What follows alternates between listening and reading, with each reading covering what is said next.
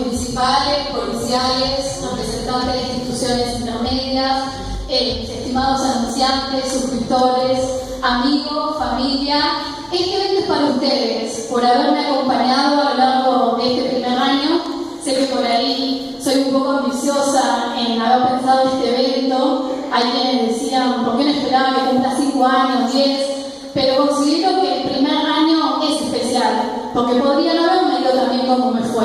Y es por eso que esta celebración, con un nombre tan importante de la radiodifusión como lo es Fernando Bravo, es también un agasajo a ustedes por haberme dejado entrar en sus hogares.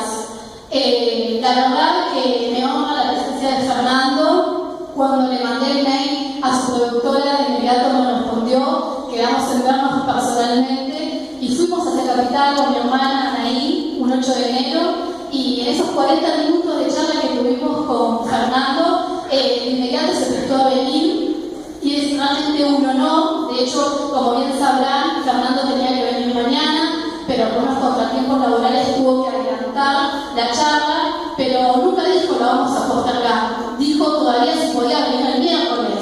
La verdad eso habla también de su inmensa humildad y muchas gracias, muchas gracias.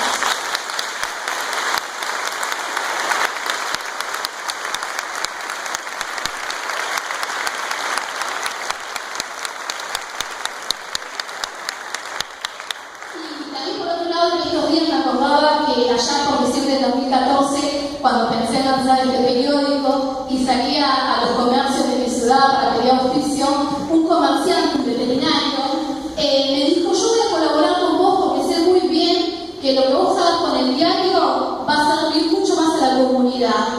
Desde entonces Pablo Poder se dedicó a eso, a darle siempre la difusión que se merecen todas las voces, porque es eso lo que corresponde.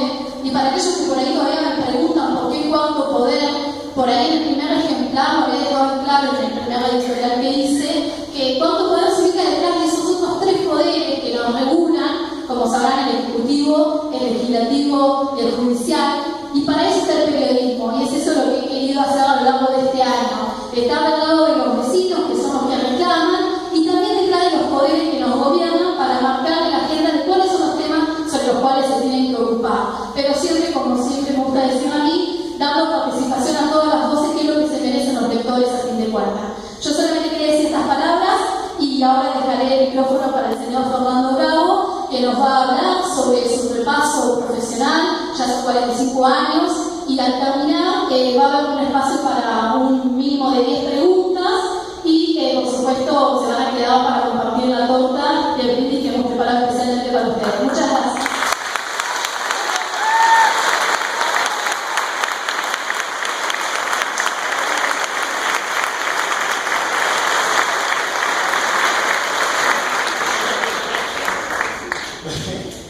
Buenas noches. La chica te deja sin palabras. Que fue lo que me pasó a mí el 8 de enero. Fue avasallante. No tuve margen. Me sentí contra las cuerdas. Yo decía, no puedo decir que no. No hay excusa, no hay posibilidad de zafar. Estoy absolutamente en sus redes. Lo que revela también su vocación de periodista. Me parece que los periodistas de raza, yo no lo soy locutor de profesión, aunque he devenido en comunicador, o devenido en informador, o devenido en hacedor de programas periodísticos, pero mi primera ilusión fue ser locutor, y por lo tanto no me reconozco como periodista y sí me reconozco como locutor. Para el 7 de junio me mandan regalos el día del periodista. Yo siempre digo que les agradezco, que no los devuelvo, pero no es mi día. Espero siempre los regalos, que son mucho más modestos, el 3 de julio, que es el día personalmente de los locutores. Pero esta garra que le pone Pandora a su trabajo es realmente muy elogiable y es realmente muy destacable. En una nena joven, en una chica joven, en una chica que tiene muchas inquietudes, pero que también tiene las cosas claras, como lo acaba de decir, lo que quiere hacer de hoy su periódico quincenal y seguramente cuando el pueblo se lo permita y los dineros puedan ser un poquitito más holgados, a lo mejor llega a una frecuencia semanal y tendrá obviamente un amplio terreno para resolver su vocación, su actividad y, por qué no decir, expandir su opinión a través del periódico. Yo sé que mucha gente le ha dicho que se siente un poco asombrada de que en este primer cumpleaños esté yo aquí, frente a ustedes, con una suerte de frutilla en la torta, para poder compartir el cumpleaños. Lo que pasa es que ustedes no saben que ella promete para el año que viene traer a Mateico. Así que es algo más elevado, superior. Este año empezó conmigo, el año que viene sube un escalón y viene Mateico. Bueno, yo estoy aquí, primero y principal, por esto que acabo de contar. El enorme poder de convencimiento que ha tenido Manuela para conmigo. También sumarme a esto que, por qué no decirlo, es una fiesta. El cumpleaños de un medio independiente es un hecho muy saludable, sobre todo porque la prensa independiente juega un rol fundamental. Sin prensa independiente no hay democracia. Sin prensa independiente el gobierno hace de las suyas, y sin prensa independiente el pueblo, la gente, el público, se queda sin un refugio y sin un amparo. De manera tal que por ese motivo también me ha entusiasmado venir esta noche, después de cumplir mis actividades hoy en Buenos Aires, y volver esta noche a la ciudad para seguir mañana mi trabajo en Buenos Aires, pero me entusiasma mucho sumarme a una fiesta de estas características. Yo soy, ustedes lo saben, de una ciudad como General Belgrano, un poquito más grande, no ostento con esto ni hago comparaciones, pero la geografía nos ha favorecido. A San Pedro, mi pueblo natal, somos un pueblo de orillas del río Paraná, con un flujo turístico más o menos histórico y por lo tanto también con una producción agrícola y citrícola de aquellos años muy fuerte, que nos distinguía también en la zona. Hemos hecho una población de unos 60.000 habitantes, 80.000 en todo el partido, así que soy tan bonaerense como ustedes. Por lo tanto, comprendo mucho la idiosincrasia de las ciudades de la provincia de Buenos Aires. Digo de los pueblos cariñosamente, aunque algunos tengan rango de ciudad hace mucho tiempo. Pero digo de los pueblos porque me parece que es la palabra más afectiva que uno puede tener. Uno habla de su pueblo natal, uno habla de su pueblo, de su lugar de pertenencia. Es una linda palabra la palabra pueblo. Tenemos una buena relación con la palabra pueblo y me gusta usarla. De verdad que comprendo también todo lo que esto significa para la ciudad. Yo tuve una radio en San Pedro hasta hace no mucho tiempo atrás y lo hice también con una persona que estaba radicada en la ciudad, porque manejar una radio a distancia es prácticamente imposible, aunque uno nutra la radio de la ideología y de su pensamiento central, de lo que quiere ser el medio, pero básicamente hay que estar en el lugar, conocer los pequeños detalles de la vida de un pueblo, de una ciudad, de una comunidad chica, para poder llevar adelante un medio de comunicación, tanto un periódico como en este caso, o tanto una radio. Y realmente nos dio muchas satisfacciones, porque la radio en los pueblos no solo cumple el rol de tener muchos oyentes, es un factor de aglutinamiento social muy particular y es un referente muy interesante de lo que es la vida de la ciudad. Así lo entiendo yo. Lo que pasa es que a veces las radios en las grandes ciudades o con la potencia de la radio en la cual yo trabajo hace algunas temporadas, hace que a veces uno no tenga dimensión de hasta dónde llega con su mensaje cotidiano. Yo de pronto sé que algunos de ustedes escuchan mi programa de todos los días. No les voy a pedir que levanten la mano, sería antipático de mi parte que levantaran la mano 4 o 5, pero ustedes escuchan mi programa, pero yo también sigo a una audiencia capitalina, a una audiencia metropolitana, que seguramente tiene otras problemáticas muy diferentes a las que tienen ustedes. y sin embargo uno trata con un mismo mensaje de aglutinar a toda esa audiencia para tratar de que para todos ellos nuestro discurso sea un común denominador. Pero no es una tarea sencilla, no es una tarea fácil poder hacerlo de esa manera. En cambio, los pueblos, la gente con la radio tiene una relación diferente, uno tiene una relación mucho más cercana, pero también se constituye en un factor social muy particular. Por eso yo les decía a los compañeros de la radio de San Pedro, y lo repito para Radio Pueblerinas, que no solo se trata en un pueblo de conseguir oyentes, sino que se trata de ser, de alguna manera, referencia, eje de la problemática de la ciudad, de la problemática social del pueblo, y asistir en muchas cosas que a veces en la radio es impensada que va a asistir. Pero bueno, cuando uno asume esa responsabilidad de comunicación, me parece que cumple con el verdadero cometido de la radio, que por otra parte es un servicio público. Cuando yo me decidí a ser locutor, que tenía apenas 15 años, me decidí porque siento que ahí encontré mi vocación de locutor. Y mucho agradezco de que Dios me haya iluminado para que a los 15 años yo haya encontrado mi vocación. Hay mucha gente que pasa la vida haciendo cosas que no le gustan, pero que las tiene que hacer por una cuestión de supervivencia, por una cuestión de que a lo mejor no hay otra posibilidad, porque definitivamente, ¿por qué no decirlo? No lo digo como un reproche, pero también es cierto, no tienen a veces el coraje de cambiar o buscar nuevos rumbos, nuevos horizontes, o poder expresar cosas que uno realmente quiere hacer. Digo esto porque muchas veces me encuentro con taximetreros en la ciudad de Buenos Aires que cuentan que a ellos les encantaría hacer otra cosa, pero que lamentablemente el medio de vida que tienen es el taxi. Y yo digo, bueno, lamentablemente no les ha dado el coraje para poder cambiar o para poder avanzar. De manera tal que yo no sé si no hubiese encontrado la locución como vocación, hubiese tenido el coraje para ser locutor. Pero encontré la vocación. Empecé en una pequeña propagadora de mi pueblo, en una red de altoparlantes, con un señor que andaba con un auto haciendo la publicidad de la tienda, de la kermés, del cine, y andaba por el pueblo en los veranos haciendo yo la publicidad.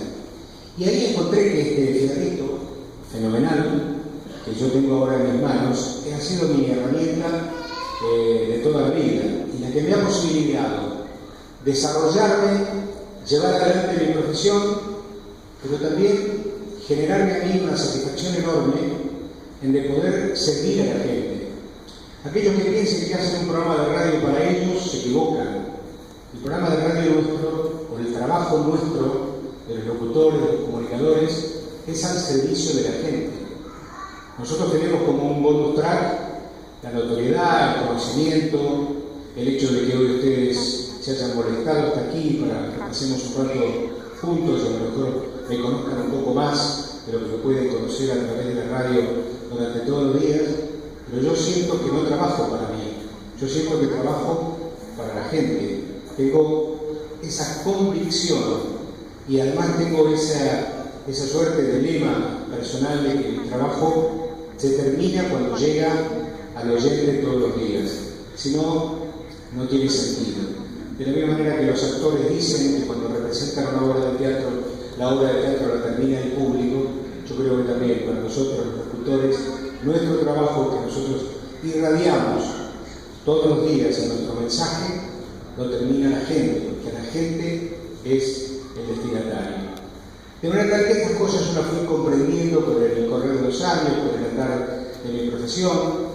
Solamente fui a una escuela de locutores que me dio el carnet de habilitante, un carnet que en aquellos años era fundamental, era necesario, era imprescindible para llegar a un medio de comunicación. Hoy por hoy, dolorosamente lo digo, nuestra profesión está bastante desregulada. Hoy cualquier persona conocida tiene los atributos de un locutor conspirando contra mi profesión, pero así son las cosas y lamentablemente lucho desde mi lugar, pero hay cosas que dolorosamente digo no puedo cambiar.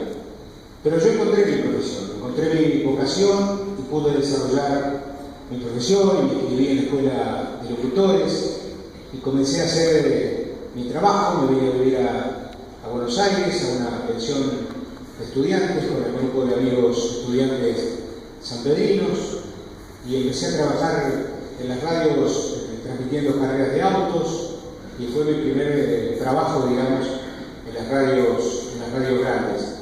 Porque en aquellos años, también es cierto, el trabajo estaba en Buenos Aires. Hoy por hoy no. Aquellos que a lo mejor tienen la vocación de trabajar en las radios y en los medios, tienen la posibilidad, ya que la radio está tan atomizada y tantas frecuencias moduladas, tantas radios de baja potencia en tantos lugares, y a veces sin olvidar el terruño, sin tener la necesidad de irse, pueden desarrollar la profesión en su propio lugar. Como Pandora, que de pronto podía trabajar a lo mejor en un diario capitalino, pero ella pretende hacer su experiencia para con su gente y construyendo de a poco su periódico quincenal. Pero en aquellos años había que venirse a Buenos Aires. Yo me acuerdo cuando le dije a mi viejo, que fue un histórico vendedor de autos de San Pedro, mi mamá fue profesora de piano, le dije, mira, yo quiero ser locutor. Y claro, en aquellos años mis compañeros, mis amigos, escapaban todos del pueblo, estuviera La Plata o Buenos Aires o Rosario, pero a carreras tradicionales, médicos, abogados, ingenieros.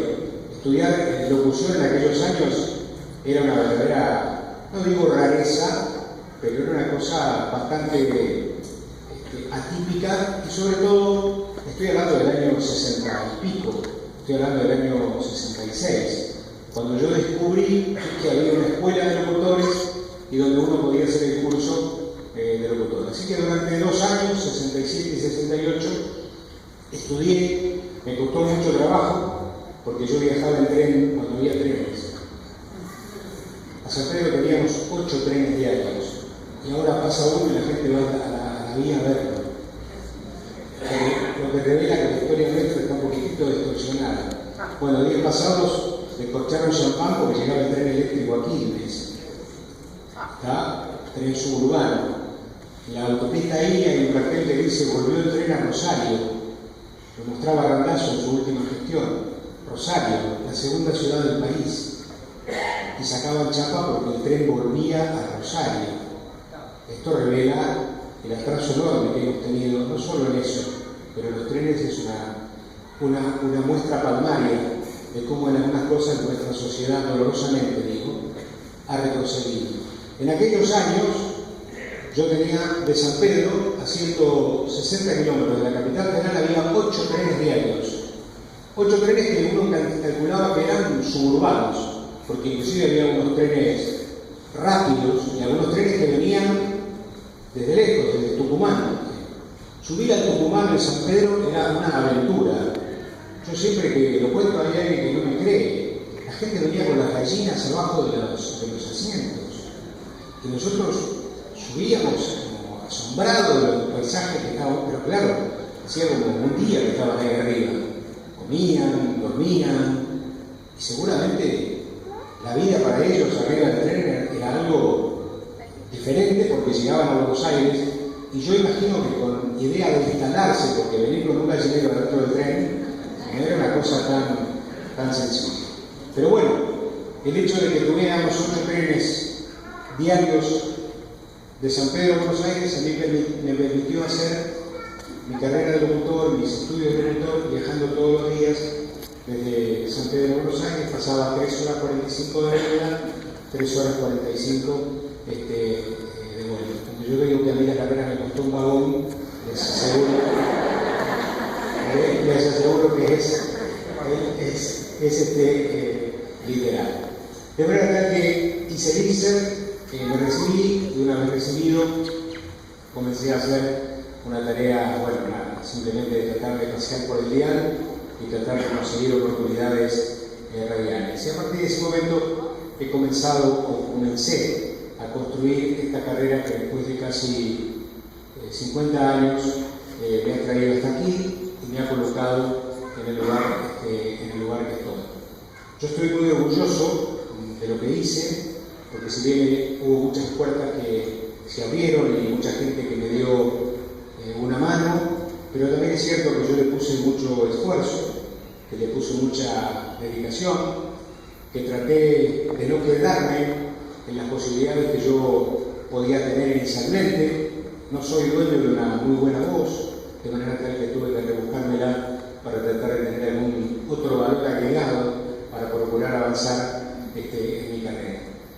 Yo no soy un chico que fui lector de pibe, en mi casa más bien fue una casa llena de música, porque mi mamá empezaba con sus alumnos a las 8 de la mañana y terminaba a las 8 de la noche, así que yo toda mi vida estudiantil la hice con un telón de fondo de pianos que sonaban en mi casa.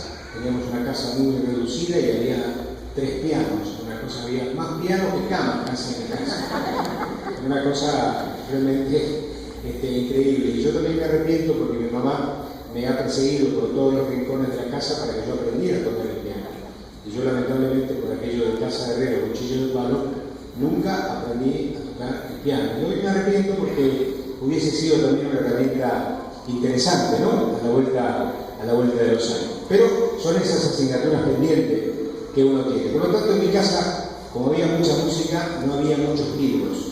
Así que yo fui vago, lo confieso, fui vago. Tuve mucho tiempo en la calle, producto de que teníamos una casa chica, no había patio, de manera tal que yo pasé mucho tiempo de mi infancia y mi adolescencia en la estación de servicio que tenía mi papá. Mi papá tenía una estación de servicio en la esquina de mi casa, así que yo lo tomé a eso como el patio de mi casa. Por eso me gustan mucho los autos, por eso tengo tanta afinidad, digamos, con el mundo tuerca, por decirlo de alguna manera. Pero básicamente soy un pibe callejero, me crié mucho en el río, navego desde muy chico, pero bueno, al nacer al lado del río Paraná, a cualquiera le puede pasar, que tiene una enorme afinidad con el río es muy tentador para el ocio y por lo tanto he pasado muchas horas de mi vida y de mi juventud precisamente en el río. ¿Por qué no decirlo? Alguna rata al colegio también uno se la ha hecho arriba de una canoa en el medio del río. Anécdota al paso, un día me caí con el uniforme escolar en el medio del río. No saben lo que fue llegar a mi casa todo empapado.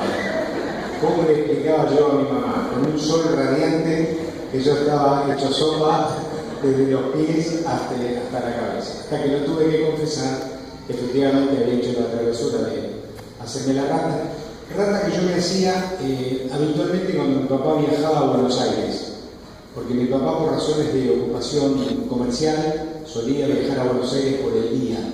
Tomaba el tren de las 4 de la mañana y volvía a las 8 de la noche. Entonces yo aprovechaba en esos días que mi papá no circulaba por el pueblo a hacerme la rata. Mi mamá estaba esclavizada tomando lecciones de piano en mi casa.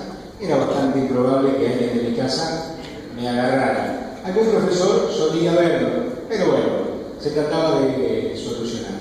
Así que mi papá, que se venía para Buenos Aires, yo siempre cuento una anécdota que se me viene ahora a la memoria. Había el tren de las 4 de la mañana, era un tren muy tradicional para la gente que viajaba de San Pedro por el día. ¿Por qué? Porque salía a las 4 de la mañana y llegaba a Buenos Aires 7:30, de manera tal que todos los que venían, los viajantes sobre todo, tenían el día completo. Y después de vuelta tomaban el tren de las 5 de la tarde y llegaban al pueblo a las 8 y pico de la noche. Era más o menos la rutina de aquellos que venían a trabajar por el día y usaban el tren, ¿no? Y yo recuerdo mucho en mi casa, de chico, que mi papá a veces se quedaba dormido y se levantaba a 3:30 de la mañana. Entonces, medio como que no le daba más tiempo, ¿no? Entonces, lo primero que hacía cuando se levantaba, decía a mi mamá, llama a la estación. Entonces mi mamá llamaba a la estación, hablaba con el jefe de la estación y decía, dice Pocholú, porque Pocholú es mi apellido, dice Pocholú, si le puede demorar el tren 5 minutos.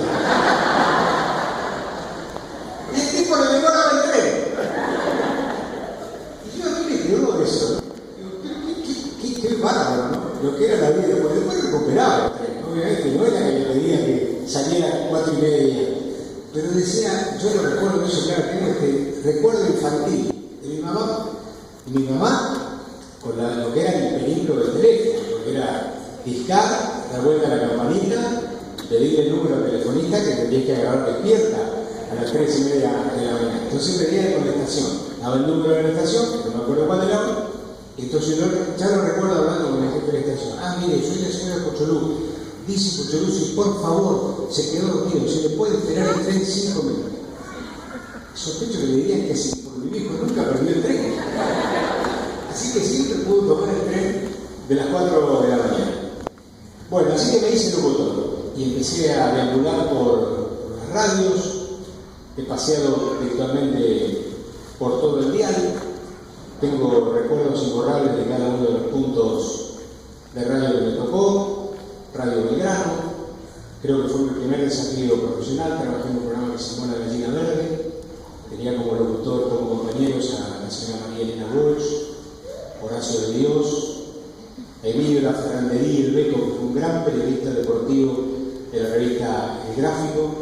Trabajaba con humoristas como Mario Zapac, hoy desaparecido, una de las gargantas más privilegiadas, imitador que seguramente cada uno de ustedes, sobre todo en los últimos años, pueden recordar, con el Vasco Garaycochea, con buenas locutoras, Rita Páez, Isabel, y esa fue mi primera experiencia que me llevó Raúl Calvino, un gran locutor también, que mucho nos enseñó. Y después de La Gallina Verde, comencé a transitar ya un poquitito más con vida propia. Tuve algunos programas que no descollaron demasiado, pero sentía que iba construyendo mi carrera de una manera más o menos sostenida. Durante el año 70 y pico estuve en Radio Mitre un par de años, en horarios vespertinos. Después pasé a Radio Rivadavia desde el año 75 al 79, donde ahí sí sentí que estuve realmente haciendo un posgrado de radio. Compartía una programación con Héctor Larrea en la mañana con su Rapidísimo. En el día estaba el querido Antonio Carrizo con La Vida y el Canto. Después seguía yo con mi programa que se llamó Siempre Rivadavia. Y alguien también me preguntó, ¿por qué se llamaba Siempre Rivadavia? Una cosa, un título radial medio raro.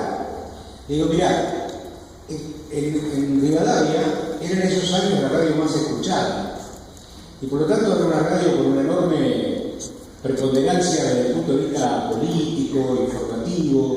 Eran los años dorados de Radio Rivadavia, Gordo Muñoz, Larrea, Carrizo. Era una radio que era un parlante como usted. Bueno, yo llegaba ahí con, digamos, mis primeros años en la locución. Venía de hacer un programa muy exitoso en la televisión, que era La Atención. Seguramente algunos de ustedes lo recuerdan, de chicos que bailaban y un programa vinculado a la música. Y en esos años la música nos daba a nosotros un barniz más vinculado a la fiesta que al pensamiento. Entonces yo desenfocaba de la radio que la noticia era importante y había que estar más o menos preparado para abordar, digamos, la tarea de conducción de un programa, de un segmento que ocupaba 2 horas y media en la programación de la radio. Así que bueno, finalmente me tomaron y ahí me pusieron.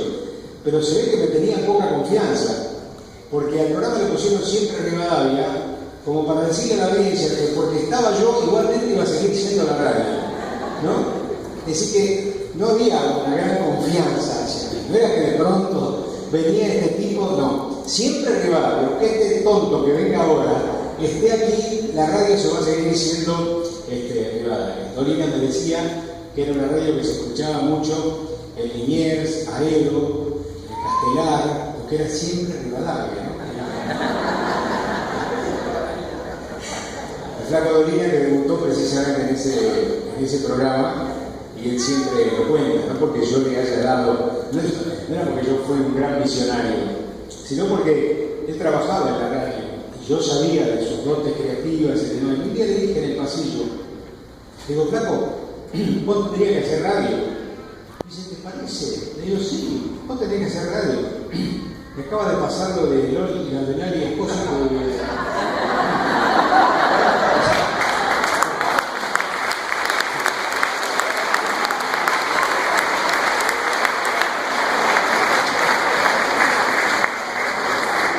y a ver pinto.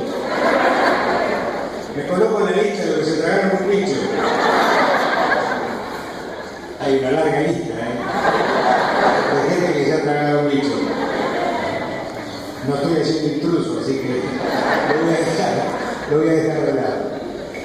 Pero se lo dije a Lorena, digo, vos tenés una cosa como para hacer radio. Tu padre, digo, claro, sos muy creativos, digo, podés hacerlo. Bueno, vení un rato a la tarde, sentate, y lo que se te ocurra, hacelo. Porque le digo, ¿qué te voy a venir? Que haga. Y bueno, así empezó. Y a los 2 o 3 meses, por una cuestión de ocupaciones, abandonó. Pero se fue de ahí con unas ganas de continuar su trabajo radial. Bueno, posteriormente sabemos lo que es Alejandro Dolina para la radio con su exitoso programa de Trasnoche, que es realmente un verdadero fenómeno porque ha encontrado un nicho de comunicación, un estilo de programa que es absolutamente inigualable porque hace una radio de autor, es una radio absolutamente personal y irrepetible. Nadie podría hacer la radio que hace Dolina porque lo hace con el estilo de él. Pero Radio Rivadavia me dio a mí un posgrado radial porque me vinculó con audiencias masivas y porque además me enseñó por el imperio de la necesidad propia que tuve que aprender el juego radial, de conducir un equipo, de hacerme cabeza de compañía y llevar adelante en una radio exitosa un programa que no tenía otra posibilidad de no ser exitoso, y yo realmente le estoy muy agradecido. Pero además de eso, estoy muy agradecido porque en ese tiempo de mi vida profesional yo acuñé una amistad con Antonio Carrizo, que fue una amistad que me enriqueció por el resto de la vida. Con Antonio Carrizo